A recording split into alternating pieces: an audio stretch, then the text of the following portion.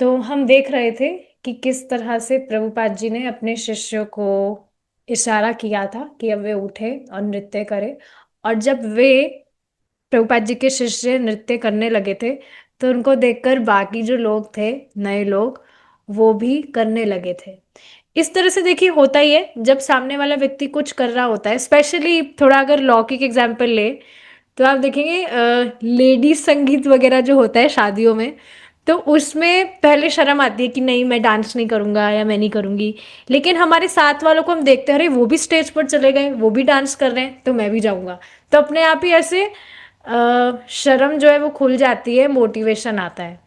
तो उसी तरह से यहाँ पर जो नए लोग थे थोड़ा शाय थे वो, लेकिन जब उन्होंने देखा कि अरे ये भी इस तरह से नृत्य कर रहे हैं, खड़े होकर हाथों को कैसे कर रहे हैं वैसे कर रहे हैं, तो फिर नए जो लोग थे वो भी इस तरह से डांस करने लगे, नृत्य करने लगे, कीर्तन जो हो रहा था।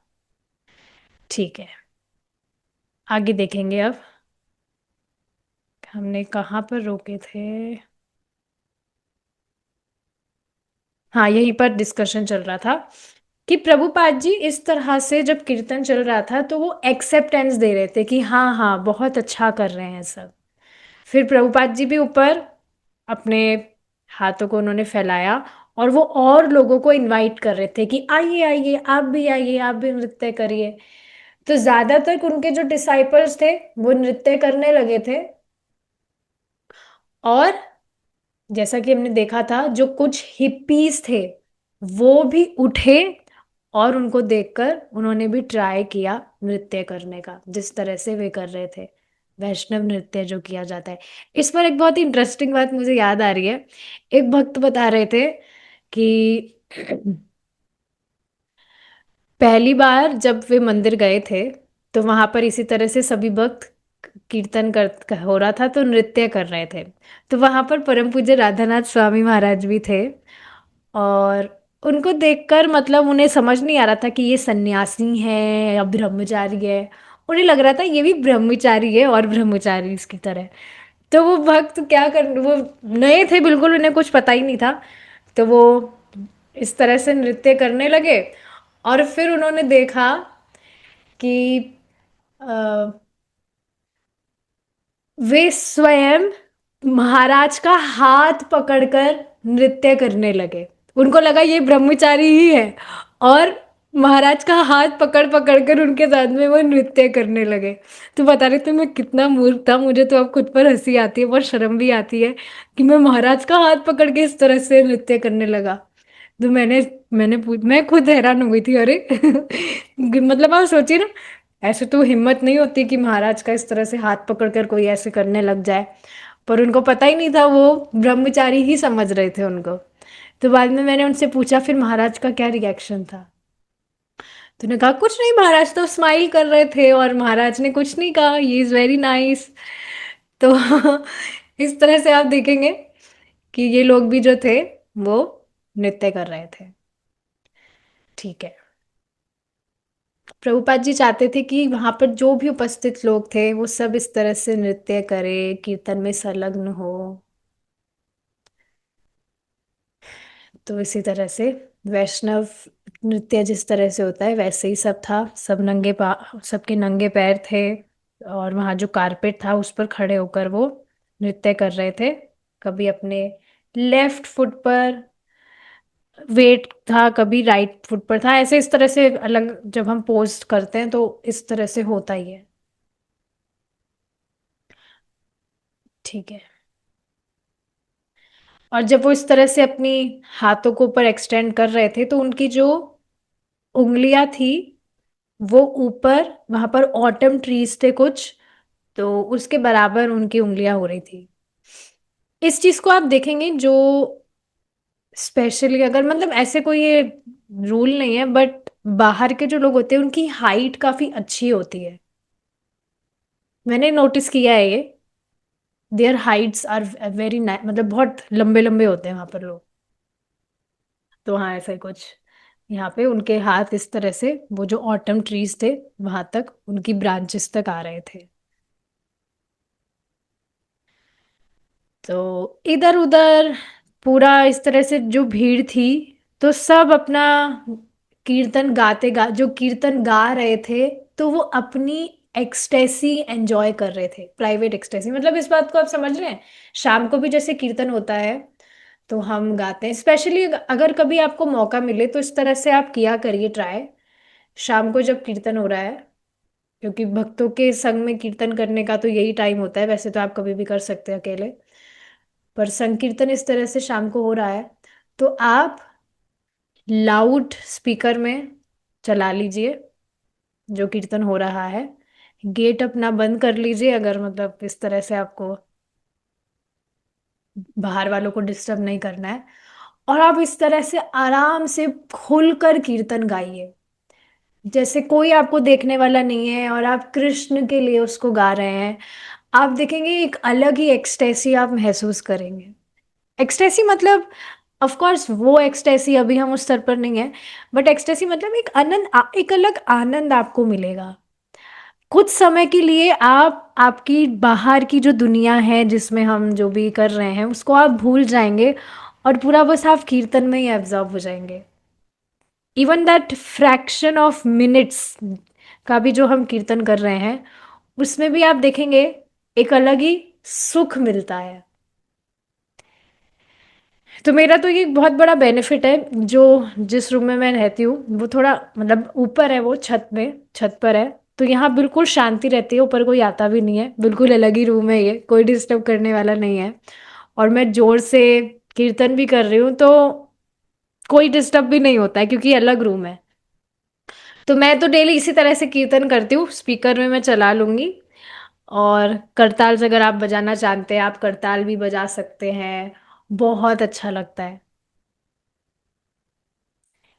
ये जो टाइम है, दिस इज द टाइम, ये आपका प्राइवेट टाइम है भगवान के साथ में।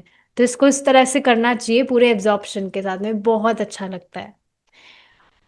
और जब भी आप देखिए आपको भक्ति में इस तरह से कुछ आनंद मिल रहा है, तो तुरंत आप सचेत हुई कि क्योंकि कृष्ण उससे प्रसन्न हो रहे हैं, इस वजह से भगवान आपसे उस वे में रेसिप्रोकेट कर रहे हैं, और आप कुछ आनंद अनुभव कर पा रहे हैं, बिकॉज कृष्णा इज प्लीज्ड। तो सब इसी तरह से यहाँ पर जो कीर्तन गा रहे थे भीड़ में भी सब, लेकिन अपनी प्राइवेट एक्सटेसी को एंजॉय कर रहे थे, रेलिश कर पा रहे थे गाकर। अगर कभी आपको ऑफलाइन कीर्तन में जाने का भी मौका मिला हो, तो आप देखेंगे उसमें तो अलग ही फील आता है। मुझे अभी तक याद है, डेली मतलब ऑनलाइन प्रोग्राम तो चलता ही है, लेकिन मैं पहली बार ऑफलाइन कीर्तन के लिए किन्हीं भक्त के घर पर गई थी, यहाँ जयपुर में, मदन मोहन प्रभु जी की बात कर रही हूँ। तो हमने सबने साथ में मिलकर कीर्तन किया था, वो मृदंग बजा रहे थे, और कुछ भी ऐसा हमारे पास कुछ सेटअप भी नहीं था, साउंड सिस्टम वगैरह उसमें हम माइक वगैरह पे गा रहे हो, नहीं। He was simply playing mridanga, उनकी जो वाइफ थी वो करताल बजा रही थी, और इस तरह से हम कीर्तन गा रहे थे। इतना अच्छा लग रहा था, बस मन ही नहीं कर रहा था कि हम रुके। अभी तक मुझे याद है, वो मेरा फर्स्ट एक्सपीरियंस था, क्योंकि पहली बार ही मैंने इस तरह से ऑफलाइन कीर्तन अटेंड किया था। तो बस ऐसा मन ही नहीं कर रहा था कि रुक जाए। 2 साल हो गए इस बात को अब तो, लेकिन आप देखिए भगवान क्योंकि प्रसन्न है, संकीर्तन तो भगवान को बहुत प्रसन्न करने वाला है, कि भक्त इस तरह से साथ में आकर भगवान के नामों को गा रहे हैं, या इस तरह से कथा जो डिस्कशन होता है, ये भगवान के लिए फेस्टिवल है। श्रीमद् भागवतम में इस तरह से बताया जाता है, बहुत प्रसन्न करता है भगवान को। तो यहाँ पर इस तरह से लोग, देवर एंजॉइंग देयर प्राइवेट एक्सटेसी।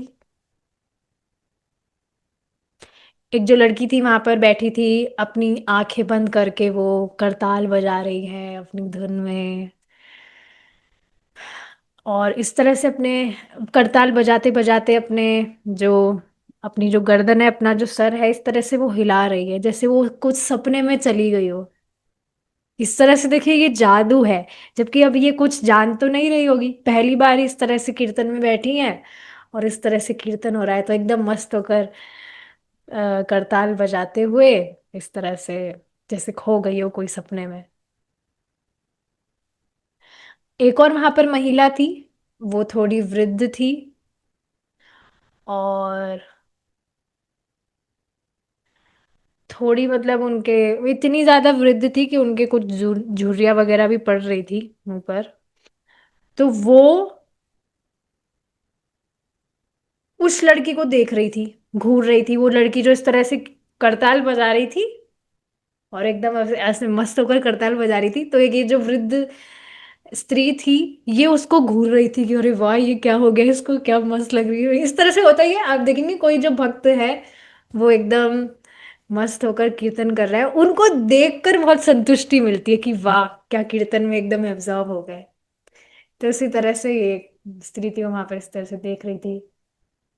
वहां पर एक छोटा सा ग्रुप था ऐसे ही वृद्ध स्त्रियों का, तो कुछ उसमें से सनग्लासेस पहनी हुई थी, कुछ वहां पर खड़ी हुई थी भीड़ में, वहां पर जो भी बहुत सारे लोग इस तरह से थे।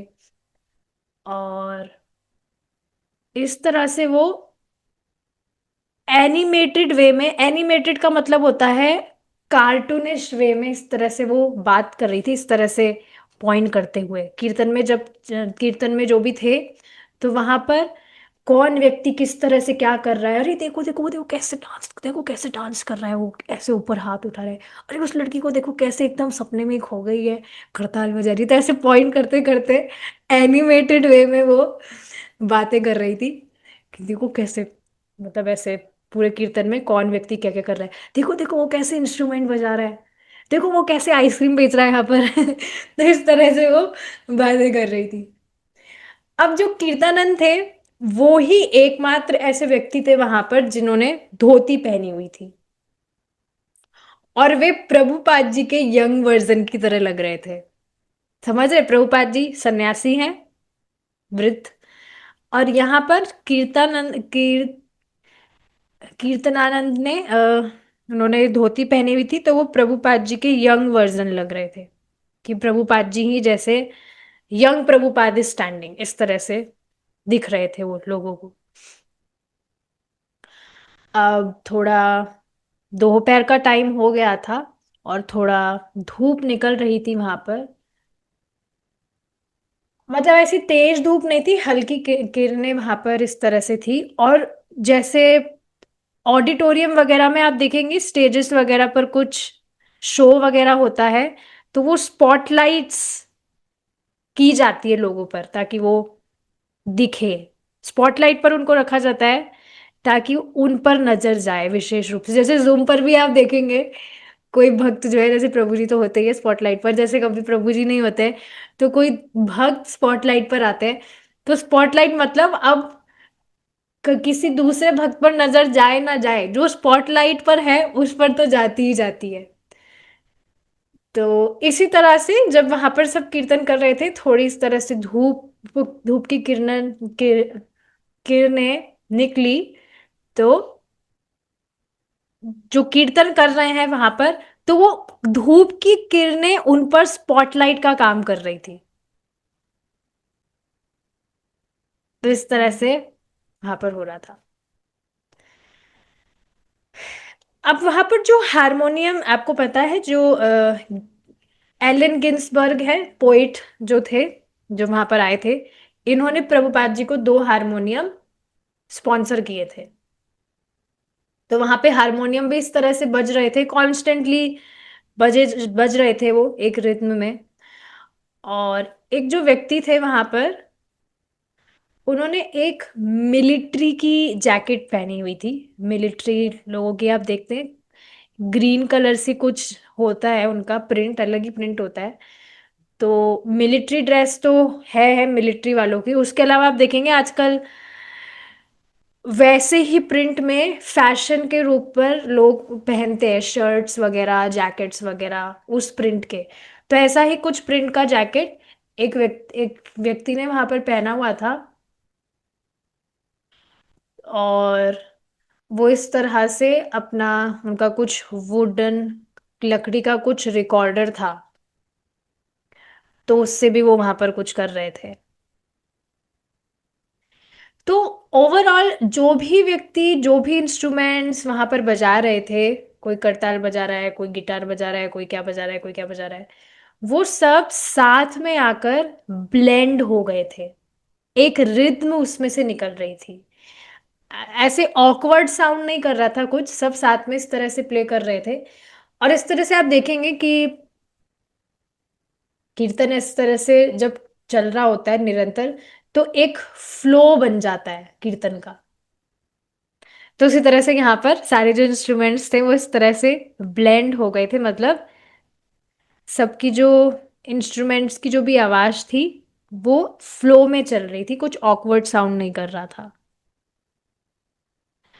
और बहुत सारे इंस्ट्रूमेंट्स के बीच में प्रभुपाद जी की जो आवाज थी वो इस तरह से प्रभुपाद जी कीर्तन गा रहे थे, तो वो भी उसमें सब कुछ मतलब इस तरह से फ्लो कर रहा था। तो ये जो कीर्तन था ये कुछ घंटों तक इसी तरह से निरंतर चल रहा था। प्रभुपाद जी जो थे वो इस तरह से एकदम सीधे बैठे हुए थे, अपने शोल्डर्स और अपने हेड को इस तरह से करते हुए एकदम सीधे बैठे हुए थे। और हालांकि जब महामंत्र गा रहे थे, सीधे ही बैठते प्रभुपाद जी इस तरह से, सीधे ही बैठना चाहिए। लेकिन जब इसी तरह से महामंत्र गाते गाते लास्ट वाली लाइन आती तो कई बार अपने कंधों को वो इस तरह से नीचे कर लेते। फिर जब वापस से न्यू लाइन स्टार्ट होती है तो वापस से इस तरह से वो इरेक्ट होकर बैठते। प्रभुपाद जी के जो डिसाइपल्स थे वो प्रभुपाद जी के पास में ही रहते, और सब इस तरह से उस एक ही कारपेट में बैठे हुए थे। और उनकी आंखों में दिख रहा था कि कैसे उनको बहुत सुख मिल रहा है इस कीर्तन से, उनकी आंखों में दिख रहा था। ऐसा तो होता ही है, जैसे आप देखेंगे क्लास भी सुन रहे हैं क्लासेस, तो कुछ भक्त है उनकी आंखों से दिख जाता है कि वो गंभीरता से सुन रहे हैं या हाफ हार्टेडली सुन रहे हैं कुछ काम करते करते। जैसे एक माता जी को मैंने चैंटिंग के लिए बुलाया था, परसों की बात है। तो नहीं है वो, तो उनको बुलाया मैंने कि आप मीटिंग में आया करिए। उससे एक दो दिन पहले वो आई थी तो प्रभु जी ने उनका वीडियो ऑफ कर दिया था, क्योंकि वो खुद बता रही थी मैं मेरे बेटे से बात करते करते चैंटिंग कर रही थी, तो शायद इस वजह से बंद कर दिया उन्होंने। तो फिर परसों वो फिर से आई कि चले कोई बात नहीं, आप फिर से आइए, इस बार मैं भी रहूंगी मीटिंग में, आप आइए। तो अब उस समय क्या था, प्रभु जी तो चले गए थे and I was there in the meeting, और भी भक्त थे।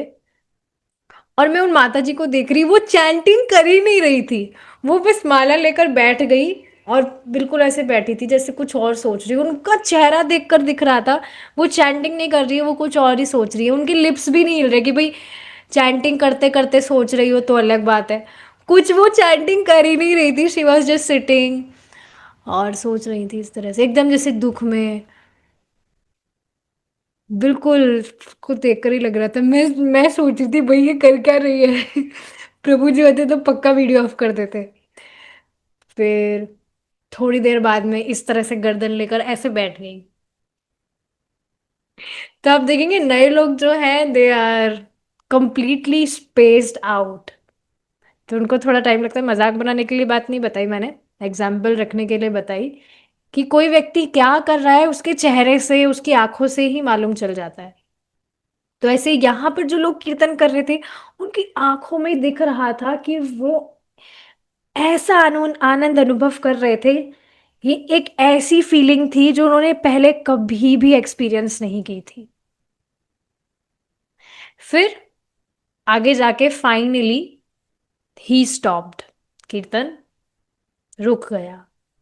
फिर इमीडिएटली प्रभुपाद जी खड़े हुए और पता था सबको कि अब जो स्वामी जी हैं वो कुछ बोलेंगे।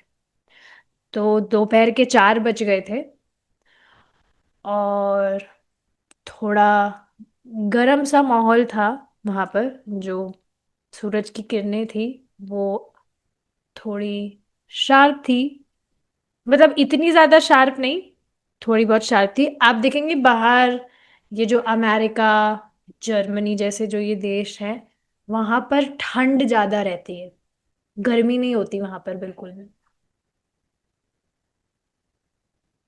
ये चीज है।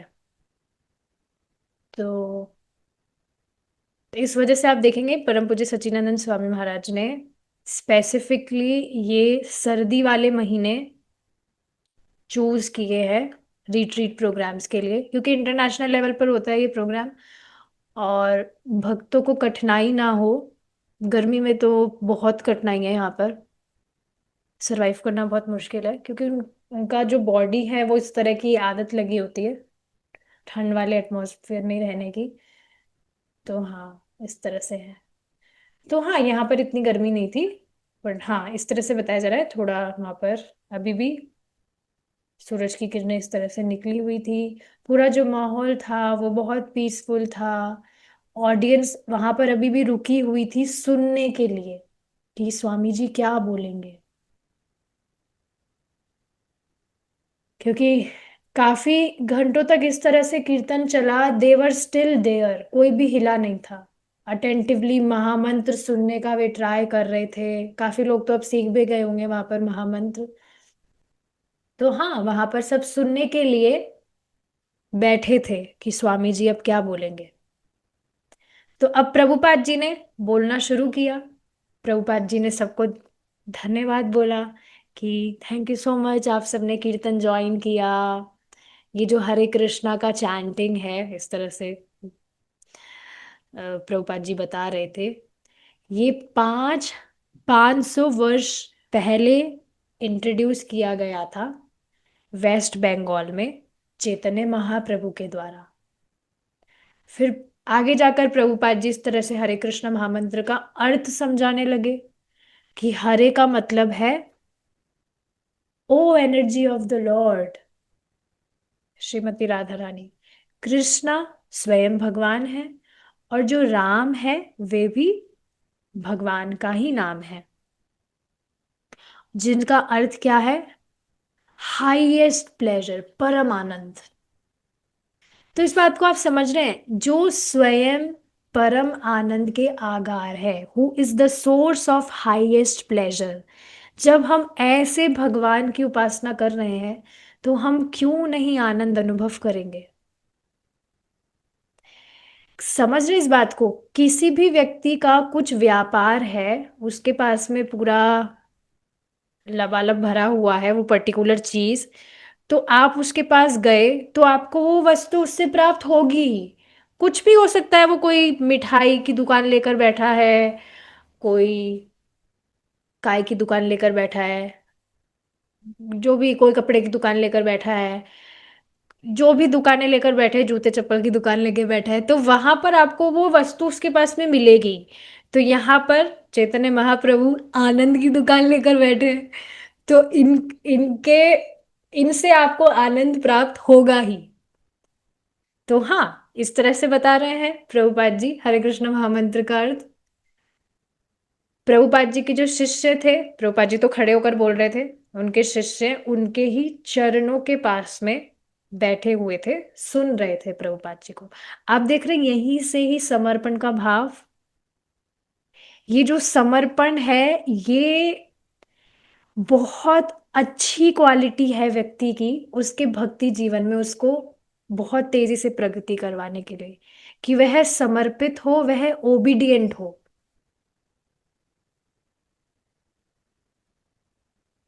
तो ये चीज है यहाँ पर, आप देखिए ना कितना टफ है। हिप्पीज जो थे, स्टार्टिंग में तो सब हिप्पी थे, उनको इस तरह से प्रभुपाद जी ने कन्वर्ट कर दिया। इस पर एक बहुत सुंदर बात भगवत गीता क्लास में मैं सुन रही थी प्रभु जी की। प्रभु जी बता रहे थे कि जब प्रभुपाद जी जहाज से उतरे थे, तो थोड़ा प्रभुपाद जी को हेजिटेशन हुआ कि यहाँ के लोग कितना रजोगुण तमोगुण में एकदम डूबे हुए हैं, ये कैसे भगवान की बात समझ पाएंगे। तो प्रभुपाद जी ने इस तरह से भगवान से प्रार्थना की कि आप मुझे आशीर्वाद दे, कि मतलब इस तरह से मुझे स्ट्रेंथ दे कि मैं जो बोलूं तो मेरी बात यहाँ के लोग समझ सके। तो इस तरह से देखिए, हो होता ही है हेजिटेशन। कोई सामने वाला व्यक्ति है, पता नहीं भगवान की बात हम उसको बताएंगे, मानेगा कि नहीं मानेगा, क्या उसका रिएक्शन होगा। तो इस तरह से हम हमेशा भगवान से प्रे कर सकते हैं क्योंकि अंततोगत्वा भगवान ही तो हमसे बुलवा रहे हैं, हम तो एक माध्यम ही है।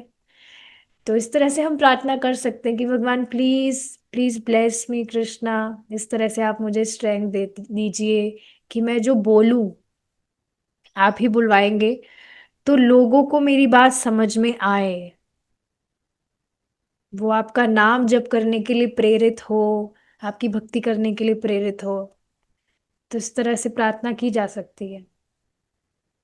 देखिए, प्रार्थना करना, हम भगवान से प्रार्थना करें, स्पेशली भगवान के यशोगान के लिए, भगवान का मैसेज हम स्प्रेड करने के लिए प्रार्थना कर रहे हैं, तो ये तो भगवान को बहुत प्रसन्न करने वाला है कि हम उनसे, कि हम उनको हमारी डिपेंडेंसी व्यक्त करें कि हम उन पर डिपेंडेंट है।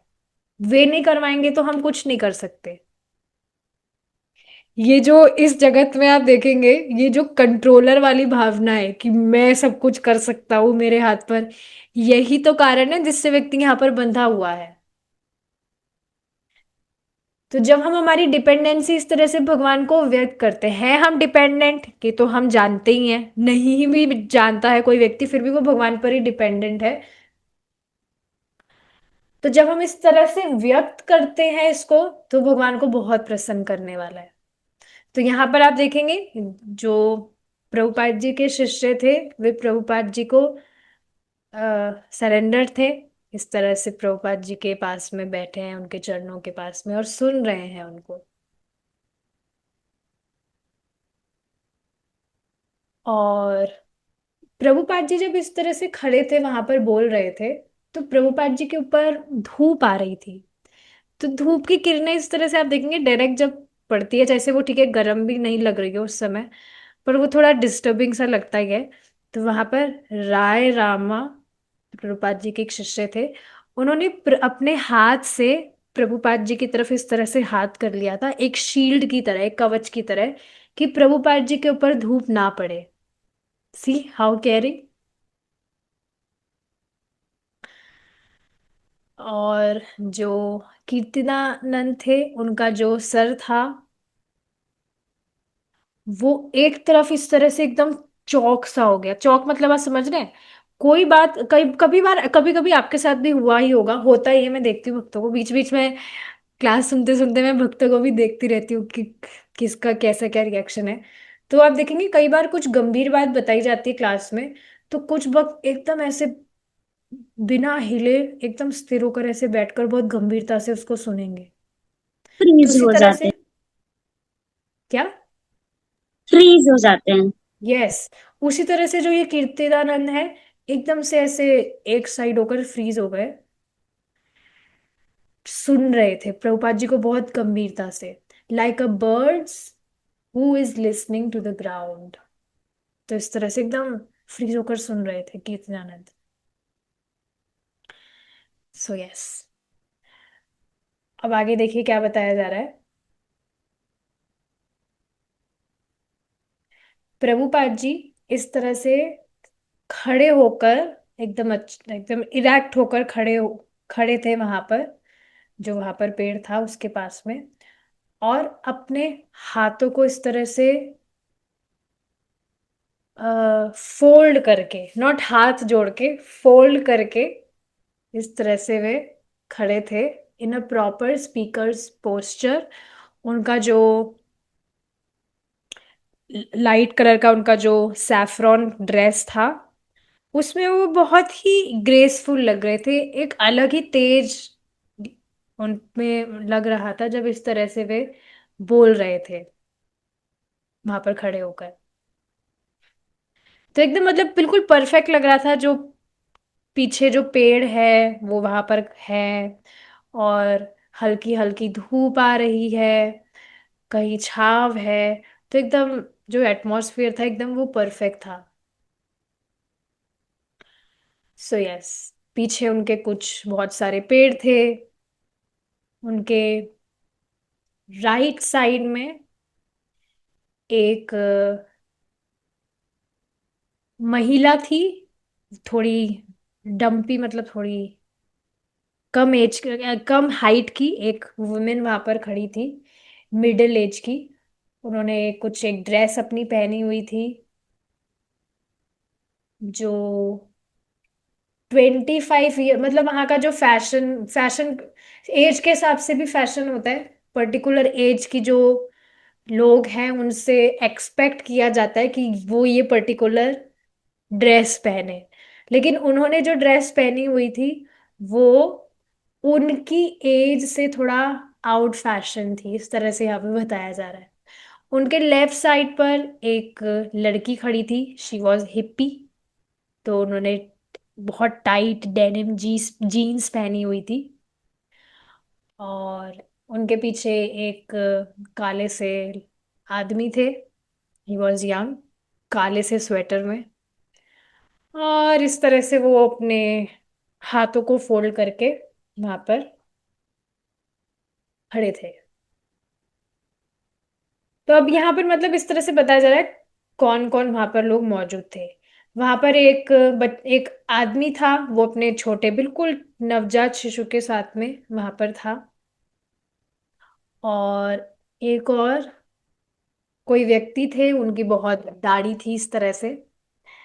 आप देखेंगे कुछ लोग दाढ़ी वगैरह बढ़ाते हैं फैशन के लिए। दाढ़ी बढ़ाने से ऐसा नहीं है वो साधु हो गया, होता है ऐसा। लेकिन मैं मतलब ठीक है, ये बात यहाँ पे नहीं करनी चाहिए, थोड़ी लौकिक हो जाएगी। बट यस एनीवेज, मतलब मैं बताना चाह रही हूँ कि क्लीन शेव में जैसे डिवोटीज रहते हैं, दे लुक मोर ग्रेसफुल। आप देखिए ना, भक्तों इस तरह से, एक बार प्रभु जी बता रहे थे कि आप देखेंगे, अगर आप भक्तों को देखेंगे तो बिल्कुल देवता की तरह नहीं लगते। एक कोई श्लोक डिस्कस कर रहे थे उसमें इसी तरह, हाँ, गीता महात्म्य में भी वो श्लोक था कि जो भी व्यक्ति गीता का पाठ कर रहा है, पठन पाठन कर रहा है, उसको तो मनुष्य नहीं ही मानो, वह निश्चित देवता ही है। ऐसे गीता महात्म्य में आता है एक श्लोक। तो आप सच में देखेंगे, अगर आप भक्तों को दिखेंगे तो बिल्कुल देवता की तरह ही नहीं लगते वो। साधारण मनुष्य तो वो लगते ही नहीं है। साधारण मनुष्य जो इस तरह से अपने परिवार की आसक्ति में, जॉब की आसक्ति में, इस तरह से बेचारा फंसा हुआ है। लेकिन जो भक्त है, वे भी जॉब करते हैं, उनकी भी गृहस्थी है, पर उनका आचरण एकदम अलग ही होता है। They look like Demi God's. तो यहाँ पर इस तरह से एक जो आदमी था उसकी इस तरह से दाढ़ी वगैरह थी, तो he was looking like a street sadhu, मतलब स्लैंग में बोला जा रहा है, नॉट साधु। स्ट्रीट साधु मतलब इस तरह से दाढ़ी वाड़ी किसी की बड़ी होती है तो उसको साधु ऐसे ही बोल दिया जाता है। तो हाँ, इस तरह से अब अलग अलग तरह के आप देखेंगे लोग अलग अलग तरह के होते हैं। जैसे कि मैंने बताया था, एक माता जी थी, उनके बाल थे, और वो हमेशा बाल खुले भी रखती है अपने, ये भी थोड़ी अजीब सी चीज है। तो उन्होंने अपने बाल ब्लू कलर के करवाए कराए हुए थे। विदेश की थी वो माता जी। और पता नहीं उन्होंने क्या अपने पियर्सिंग बोलते हैं उसको, सिल्वर कलर की, पता नहीं कहाँ कहाँ पर क्या क्या वो लोग करवा लेते हैं। वो बहुत अजीब सा लगता है। बट एनीवेज, इसी तरह से यहाँ पर लोग थे जिन्होंने, किसी ने बहुत लंबी दाढ़ी बढ़ा रखी थी, किसी के बहुत लंबे बाल थे, किसी के बहुत छोटे बाल थे। तो इस तरह से बताया जा रहा है, अलग अलग तरह के लोग वहां पर मौजूद थे। तो बहुत सारे लोग इस तरह से भीड़ में थे। तो हालांकि वो इस तरह से खड़े थे एक दूसरे के पास में, लेकिन इस तरह से वो डिस्ट्रैक्ट भी हो रहे थे इधर उधर देखकर कि अच्छा कौन कौन है, अच्छा वो भी है। कई बार आप देखेंगे ध्यान भटक जाता है इस तरह से। क्लास भी आप सुन रहे हैं, तो अब जैसे किसी नए भक्त को ही आपने क्लास में देख लिया, जूम पर वीडियो ऑन करके आया है, तो भी माइंड डिस्ट्रैक्ट हो जाता है। अच्छा नए भक्त आए हैं आज तो, ओके। सुबह चैंटिंग में भी दिख जाते हैं। तो इस तरह से थोड़ा माइंड डिस्ट्रैक्ट हो ही जाता है। तो यहाँ पर भी लोगों का लोग इस तरह से डिस्ट्रैक्ट हो रहे थे इधर उधर देखकर। तो प्रभुपाद जी ने आगे जाकर 3 प्लेटफॉर्म समझाए, सेंसुअल, मेंटल और इंटेलेक्चुअल। और इन तीनों प्लेटफॉर्म के ऊपर आता है आध्यात्मिक प्लेटफॉर्म, स्पिरिचुअल प्लेटफॉर्म। तो जब आप हरे कृष्णा महामंत्र का कीर्तन कर रहे हैं, चैंटिंग कर रहे हैं, तो उस समय आप आध्यात्मिक प्लेटफॉर्म पर है, आध्यात्मिक स्तर पर है उस समय आप, जब भी आप कीर्तन कर रहे हैं। इस तरह से प्रभुपाद जी वहां बता रहे थे। और ये ही एकमात्र बेस्ट प्रोसेस है हमारी जो आध्यात्मिक चेतना है उसको रिवाइव करने का, जिससे हम सुख का अनुभव करेंगे, संतुष्टि का अनुभव करेंगे।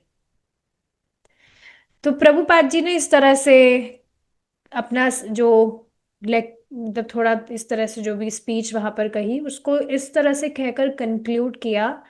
उनको प्रभुपाद जी ने इनवाइट किया जहां पर प्रभुपाद जी अपने लेक्चर्स होल्ड कर रहे थे, 26 सेकेंड एवेन्यू, वहां पर उनका जो स्टोर फ्रंट था। तो वहां पर प्रभुपाद जी ने सबको इनवाइट किया कि आप इस तरह से यहाँ पर मीटिंग्स हम करते हैं, अगर आपको और इस डीप में गहराई में जानना है तो आप इस तरह से आइए, आ सकते हैं क्लास के लिए। और क्लास का प्राइस क्या है? कुछ प्राइस नहीं है, फ्री, यू जस्ट कम। तो प्रभुपाद जी ने इस तरह से अपनी स्पीच को कंक्लूड किया, थैंक यू सो मच, आप सबने हमारे साथ में कीर्तन किया। फिर बाद में प्रभुपाद जी बैठ गए और वापस से अपना ड्रम लिया, फिर से कीर्तन करने लग गए। तो इस तरह से वहां पर था। ठीक है, ठीक है, अब हमारा टाइम यहाँ पर हो गया है, तो हम रुकेंगे यहाँ पर।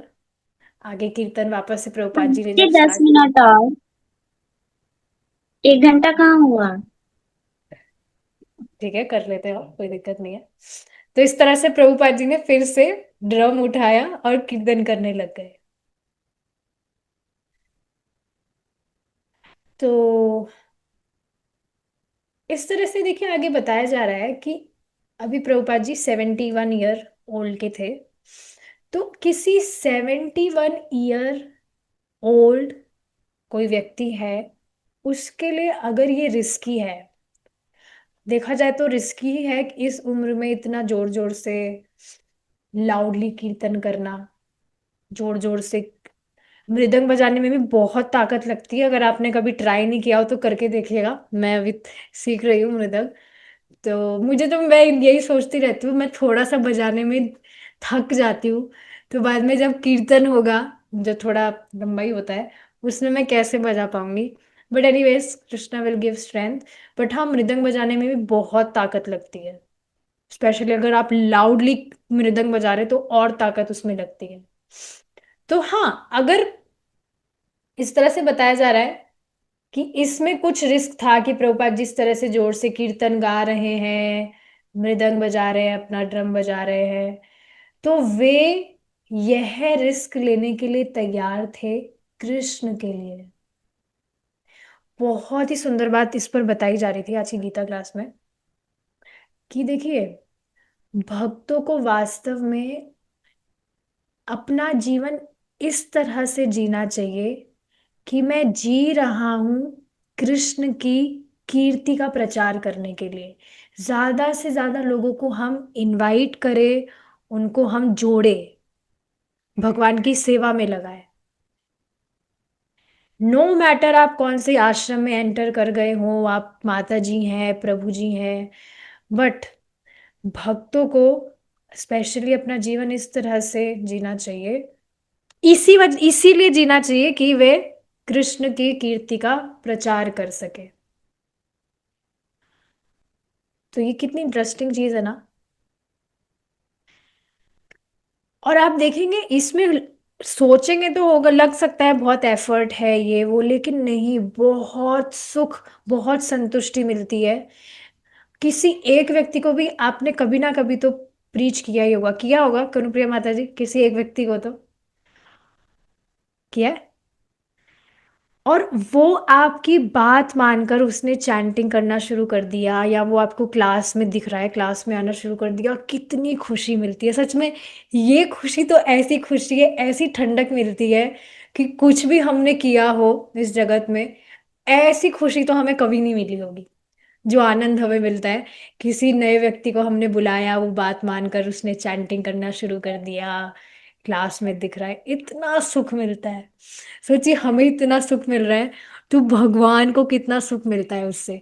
भगवान तो व्यक्तिगत रूप से उसको अपनी विजय मानते हैं। पता है ये चीज आपको? भगवान अपनी व्यक्तिगत रूप से विजय मानते हैं उसको। अगर कोई एक व्यक्ति भी कन्विंस हो गया, भगवान का नाम जप कर रहा है, भगवान की भक्ति करने लग गया, तो लग जाना चाहिए इसमें। और हमें तो कुछ रिस्क लेने के लिए भी नहीं कहा जा रहा, आराम से घर में बैठ के, बाहर जाने के लिए भी नहीं कहा जा रहा। घर में बैठकर किसी को भी फोन घुमाकर आप बोल सकते हैं। जैसे मैं अब ट्राई कर रही हूँ, मेरे जो भी स्कूल या कॉलेजेस के जो भी साथ में रहे थे, उनको मैं थोड़ा ट्राई करूँ। अब तो बहुत टाइम हो गया बात किए, बात नहीं हुई। So yes, I am trying कि उनको किस तरह से किया जाए। तो कृष्णा आप देखेंगे बहुत अलग अलग आइडियाज आपको देंगे, अगर आपकी जो मति है वो इसमें लग जाए कि कैसे औरों को कनेक्ट किया जाए। अलग अलग आइडियाज भगवान आपको देंगे। सो यस, प्रभुपाद जी इस तरह से ही would take that risk for Krishna. अगर कुछ रिस्क था इसमें, जोर जोर से कीर्तन कर रहे हैं वे, ड्रम बजा रहे हैं इस उम्र में, तो कृष्ण के लिए वो ये रिस्क लेने के लिए तैयार थे।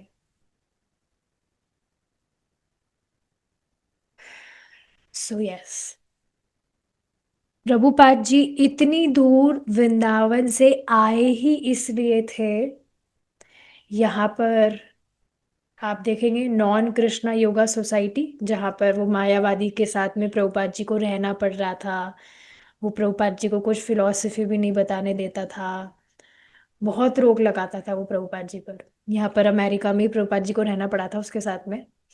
एक्चुअली शुरू में प्रभुपाद जी उसके साथ में रह रहे थे, तो प्रभुपाद जी को मालूम नहीं था कि वो इस तरह का है।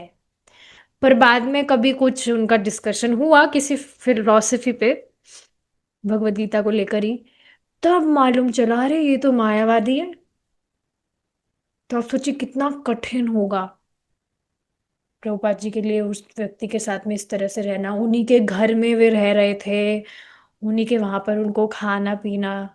हालांकि कुकिंग तो प्रभुपाद जी खुद ही करते थे, बट हाँ एक तरह से उन पर डिपेंडेंट थे वो।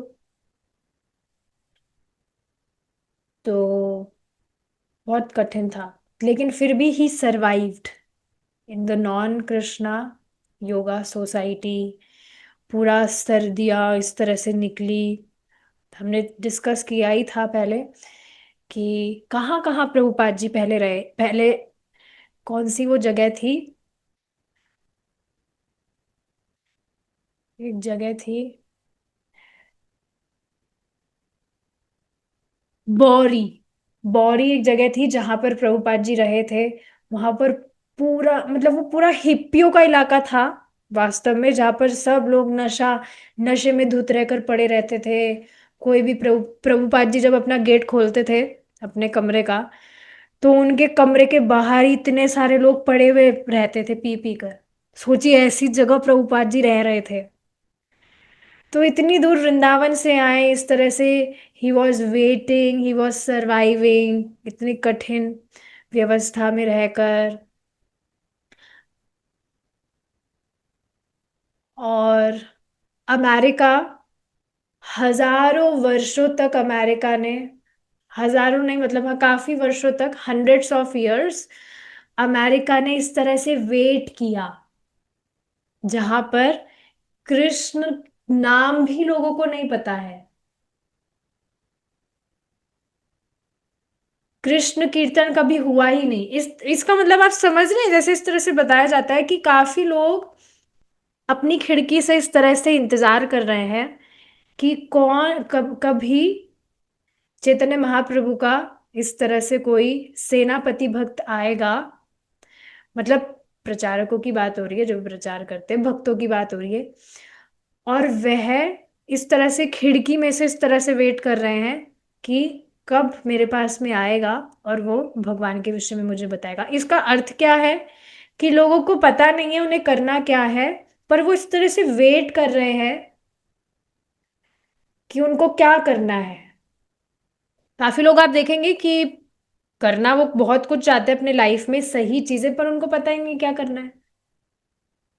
तो इसी तरह अमेरिका में भी काफी सालों तक इस तरह से लोगों को पता ही नहीं है कि क्या करना है। कृष्ण नाम उन्होंने नहीं सुना, भगवान क्या है कुछ नहीं जानते। नो हरे कृष्णा, ये जो भी वहां पर थ्योरीज और फिलॉसफीज थी, उनसे किसी को नहीं पता चला हरे कृष्णा क्या है। हालांकि भगवत गीता के इंग्लिश ट्रांसलेशंस तब भी वहां पर थे, गीता और पुराण के इंग्लिश ट्रांसलेशंस थे वहां पर इस तरह से हरे कृष्णा कीर्तन के विषय में कोई नहीं जान रहा था, या प्रामाणिक रूप से बेसिकली नहीं जान रहा था कृष्ण भावनामृत क्या है। लोग नहीं जान रहे थे, कुछ कीर्तन नहीं था वहां पर। हालांकि आप देखेंगे भारत से काफी लोग यहाँ पर थे, अमेरिका में थे वहां पर, वो भी अपनी कुछ थ्योरी फिलॉसफी डिस्कस कर रहे थे, बट कृष्णा कॉन्शियसनेस के विषय में लोग नहीं जान रहे थे वहां। तो अब फाइनली प्रभुपाद जी यहाँ पर आए, और आने के बाद में भी ऐसे नहीं तुरंत सब कुछ हुआ, थोड़े टाइम बीता, और फाइनली अब कृष्णा भक्ति वहां पर चल रही थी। प्रभुपाद जी इस तरह से परिचय करवा रहे थे लोगों को, जैसे एक समुद्र में गंगा बह रही हो और वह कभी रुकेगी नहीं। तो प्रभुपाद जी अपने हृदय में इस तरह से महसूस कर रहे थे कि चैतन्य महाप्रभु की जो तीव्र इच्छा है, क्या, ये बहुत, देखिए समझिए इस बात को, भगवान कृष्ण चैतन्य महाप्रभु के रूप में आए बहुत तीव्र इच्छा लेकर पतितों का उद्धार करने के लिए, बहुत तीव्र आगार इच्छा पतितों का उद्धार करने के लिए। और प्रभुपाद जी इस इच्छा को अपने हृदय में महसूस कर रहे थे, चैतन्य महाप्रभु की जो इच्छा है पतितों का उद्धार करने की। इसको एक बहुत सुंदर एग्जाम्पल से समझिए। आप देखेंगे जो बादल है, इसके बाद में हम रुकेंगे, जो बादल है वो अपना पूरा का पूरा पानी बरसा देता है दूसरों के परोपकार के लिए, इस वजह से उसकी जो स्थिति है वो ऊपर है। लेकिन जो समुद्र है वो कुछ भी पानी किसी को नहीं बरसा रहा है, वो वैसे की वैसे ही रहता है। इस वजह से आप देखेंगे उसकी जो स्थिति है वो कैसे निम्न स्तर पर है। तो उसी तरह से जो भक्त हैं, स्पेशली हम चैतन्य महाप्रभु के मूवमेंट में है, उनकी इतनी तीव्र इच्छा है पतितों का उद्धार करना है। हम ठीक है, हम खुद पतित है, बट ये जो गंगा बह रही है उसमें हम भी अगर हाथ लगा ले तो हमारा भी उद्धार हो जाएगा कि नहीं। सो बेसिकली भक्तों को ट्राई करना चाहिए, ये बादल और समुद्र वाले एग्जाम्पल से आप समझिए कि जो भी व्यक्ति, कभी भी आप देखेंगे व्यक्ति एक जो एकत्र करके मरा है उसकी कभी कुछ कीर्ति नहीं होती है। कभी आपने सुना है कि भाई वो व्यक्ति जो था उसने इतना पैसा इकट्ठा किया और वो इकट्ठा करके मर गया, उसकी कुछ कीर्ति नहीं होती। पर कोई व्यक्ति बहुत उसके पास में है, उसने दान किया, और दान करते करते चाहे से वो भिखारी भी क्यों ना हो गया, तब भी उसका बहुत कीर्ति होती है, उसका यश फैलता है। तो बात क्या समझाई जा रही है, we should be like clouds. जो ज्ञान, चाहे सिर्फ पैसे की बात की जाए, ज्ञान की बात की जाए, जो भी नॉलेज हमें मिल रहा है, हमें सिर्फ अपने तक इसको सीमित ना रख के इसको बस दे देना चाहिए, बताना चाहिए और लोगों को। ज्यादा नहीं, कुछ अगर आप करते, रीडिंग वगैरह एक्स्ट्रा कुछ नहीं हो पाती है, तो आप जो भी आप लेक्चर सुनते हैं उसमें से आपको जो बात अच्छी लगी वो आप बता सकते हैं भक्तों को या किसी भी व्यक्ति को। तो ऐसा प्रयास हमें करना चाहिए। ठीक है, तो इसी से हम यहाँ पर रुकेंगे। Thank you so much for joining and showing your so माता interest. Ji for your class. Hare Krishna. माता जी, जैसे कि इंडिया में तो बहुत सारे ऐसे लोग हैं ना जिनको वो वेट भी नहीं करते हैं, जैसे कि हिप्पीज तो हिप्पीज लोग तो कम से कम वो उन्हें ऐसा रॉन्ग कंसेप्शन था, पर उन्हें ये था ना कि हम आगे बढ़ रहे हैं, इससे हमारा उद्धार होगा, ये होगा वो होगा, ड्रग्स वग से माता जी। तो उनको रॉन्ग था, पर ऐसा थॉट तो था। यहाँ पे तो इंडिया माता जी ये तक नहीं है ना, किसी को कोई का वेट भी नहीं कर रहा है कि कोई बताए, क्योंकि अगर कोई वेट करता तो हम जब किसी को प्रीच करते हैं तो कोई सुनता एटलीस्ट, इनफैक्ट देख देख के सीखता। आप समझ रही हैं, मैं ये नहीं कह रही हूँ कोई नहीं होता है, पर मोस्टली नहीं ही होते हैं। इनफैक्ट देखने पर भी इतना दया आती है लोगों को देख करके कि ये इतनी मेहनत कर रहे हैं, इतनी मेहनत कर रहे हैं, बट डेमी गॉड्स के पीछे लगे पड़े हैं, बेनिफिट दिख नहीं रहे हैं। और माता जी हमें हमारे बताने पर भी वो नहीं मानते। मतलब मैं नहीं बताती हूँ, भगवान ही बोलते हैं। वो नहीं मानते हैं, वो देख कर भी नहीं सीख रहे हैं। तो माता जी यहाँ पे तो लोग वेट भी नहीं कर रहा, इनका कैसे क्या करें। हाँ, तो देखिए, सबसे पहले वेट का अर्थ ये है कि लोग वेट कर रहे हैं, इसका अर्थ ये है कि हर कोई जो व्यक्ति है वो चाहता है सुख, संतुष्टि चाहता है वो अपने जीवन में। उसको ये नहीं पता कि मैं भक्ति करके सुखी होऊंगा, पर हर कोई व्यक्ति कुछ भी इस जगत में कर रहा है, उसके पीछे का जो उसका गोल है वो यही है ना कि वो उसको करके सुखी हो जाएगा। तो वेट करने का अर्थ ये हुआ, हर कोई वेट कर रहा है, पर उसको ये नहीं पता कि वो भक्ति करके सुखी होगा। वेट हर कोई कर रहा है, क्योंकि आप देखेंगे ये जो इच्छा है सुख की, मुझे सुख चाहिए, ये तो हमारी स्वरूपगत स्थिति ही है कि हम आनंद अनुभव करना चाहते हैं, क्योंकि हमारी स्वरूपगत स्थिति, क्योंकि हमारा स्वरूप ही ये है भगवान की तरह। भगवान सच्चिदानंद है, हम भी उनकी तरह सच्चिदानंद है, तो हमारी ये स्वरूपगत स्थिति ही है। तो वेट करने का एक तो अर्थ ये हुआ। दूसरा, आपने जो बात बताई कि किसी को हम भक्ति के विषय में बताते हैं पर वो कन्विंस नहीं हो पाता, तो ये बहुत इंटरेस्टिंग बात है, जो हरिदास ठाकुर और नित्यानंद प्रभु का भी ये कंसर्न था। लेकिन नित्यानंद प्रभु ने यही बात कही कि देखिए, हमारा कर्तव्य है कि हम लोगों को भगवान की बात बताएं। अब भगवान है ऋषिकेश, वे लोगों की इंद्रियों को कंट्रोल कर रहे हैं। अब सामने वाले व्यक्ति को भगवान है जो समझने देंगे या नहीं देंगे, वो भगवान के ऊपर है, वो हमारे ऊपर नहीं है।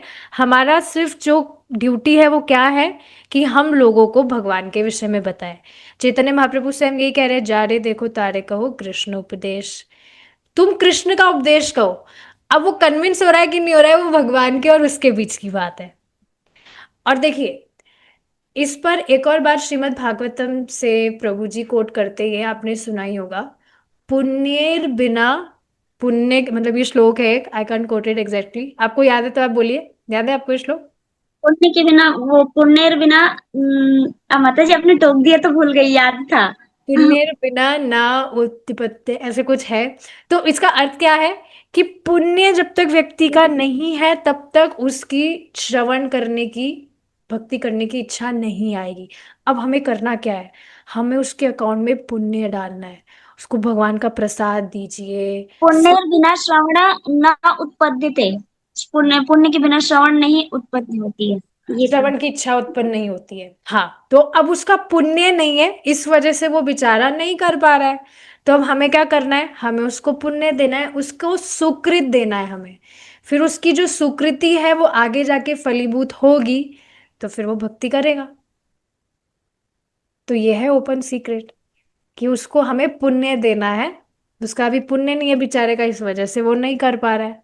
जैसे इसको एक एग्जाम्पल से समझिए, कि बाजार में कितनी एक्सपेंसिव कार्स होती है। अब किसी बेचारे के पास में साइकिल खरीदने के पैसे हैं, तो वो कैसे कोई मर्सिडीज या अच्छी कार वो खरीद पाएगा। तो इसी तरह से उसके पास, बेचारे के पास पुण्य ही नहीं है, तो वो कैसे समझ पाएगा भगवान की बात। तो उसके लिए उसका हम्म। बैलेंस बढ़ाइए, आप उसका बैंक बैलेंस बढ़ाइए पुण्य का। भगवान भगवान का प्रसाद दीजिए, या उसको इनडायरेक्टली भगवान की सेवा में आप लगा सकते हैं, उससे उसका पुण्य आगे जाके जरूर फलीभूत होगा। तो ये चीज है। ओके, थैंक थैंक यू माता ji. Thank you so much, will stop here now. Shrila Prabhupada की जय। हरे कृष्णा।